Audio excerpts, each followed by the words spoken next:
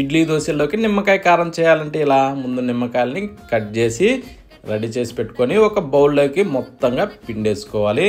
ఇలా పిండిన వాటిని ఒక జాలి సహాయంతో మరొక బౌల్లోకి ఇలా వడపోసుకొని గింజలన్నీ తీసి పక్కన పడేసి ఆ తర్వాత పచ్చిమిరపకాయలు తీసుకునేసి బాగా కట్ చేసుకోవాలి. ఒక్కొక్క దాన్ని 2 భాగాలుగా కట్ చేసి ప్లేట్లో వేసి స్టవ్ మీద ప్యాన్ పెట్టి మెంతులు వేసి ఇలా బాగా ఫ్రై చేసుకొని చల్లారనిచ్చి రోట్లో వేసి మెత్తగా పొడిగొట్టుకోవాలి. పొడిగొట్టిన దాన్ని తీసి బౌల్లో వేసి పక్కన పెట్టి నిమ్మరసాన్ని ఒక బౌల్లోకి కొలత తీసుకునేసి దాన్ని ఆ బౌల్లో వేసుకొని దాంట్లో పసుపు, దంచిన పొడి, సాల్టు, కారం ఇవన్నీ కరెక్ట్గా చూసుకొని అందులో వేసిన తర్వాత బాగా కలుపుకోవాలి. కలిపిన దాంట్లో పచ్చిమిరపకాయలు వేసి ఇలా బాగా మిక్స్ చేసి ఆ తర్వాత స్టవ్ మీద ప్యాన్ పెట్టి నూనె వేసి ఆవాలు, జీలకర్ర, ఎండుమిరపకాయలు, వెల్లుల్లిపాయలు, కరివేపాకు, ఇంగువ ఇవన్నీ వేసి బాగా ఫ్రై కానిచ్చి తీసి చల్లారనిచ్చి బౌల్లో వేసుకొని ఇలా మిక్స్ చేసి కొంచెం ఊరనిచ్చి తింటే సూపర్.